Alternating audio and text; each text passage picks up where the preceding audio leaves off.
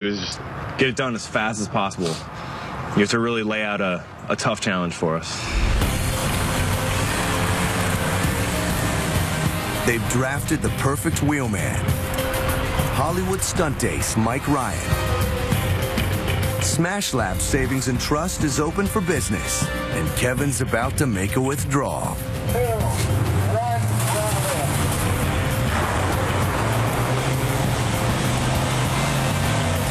Coming in hot, that's what it is.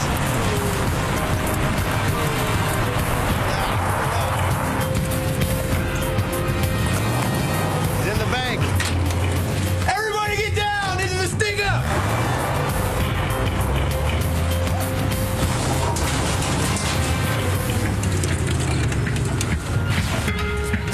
All right, Kevin's out the door. Got it. Hit it. Got it. Got it.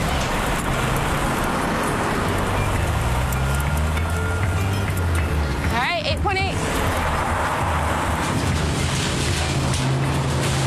Oh, well, that's pretty quick. I know. That was really fast, man. Really fast. Yeah? That's gonna be hard to beat. From when you stepped out the front door to when you broke through the gate, 8.8 seconds. That's it. It's quick. Nice. I think I might have to go pro. Yeah. Hey, you've got a future in that. Yeah. I don't know. You have help by a good driver over there. Yeah, nice driving, Mike. Well done, man.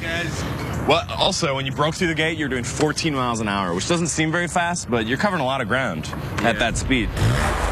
At 14 miles per hour, the van is rolling 20 feet every second.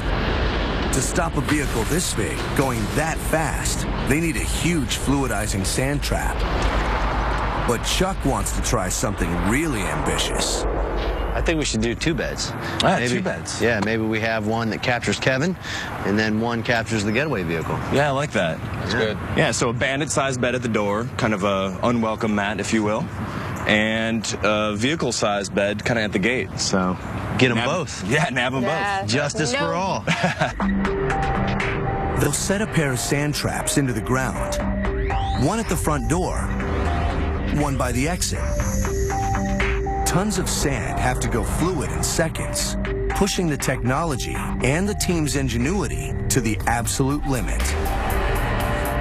It sets the bar really high. So what we're going to need to do is fluidize a bed and do it the most effective way we possibly can.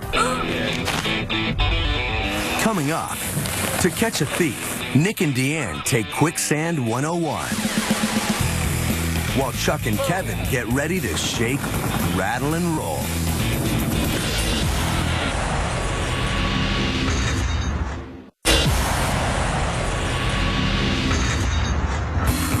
The Smash Lab team want to use the science of fluidization to create an invisible barrier that can stop people and vehicles at the flick of a switch.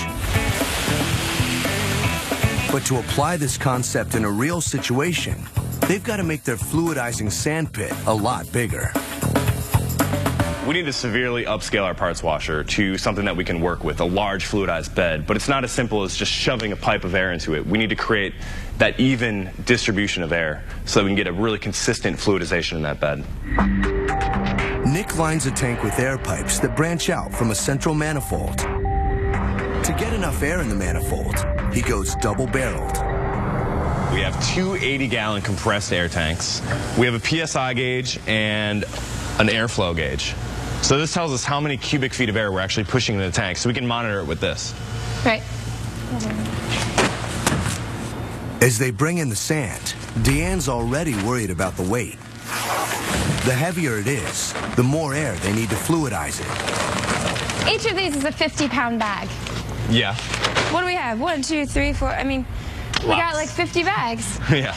We're talking a ton of sand just in this small area. It's literally a ton of sand. If we're trying to fluidize sand to capture a truck, that bed's gonna be like 10 tons.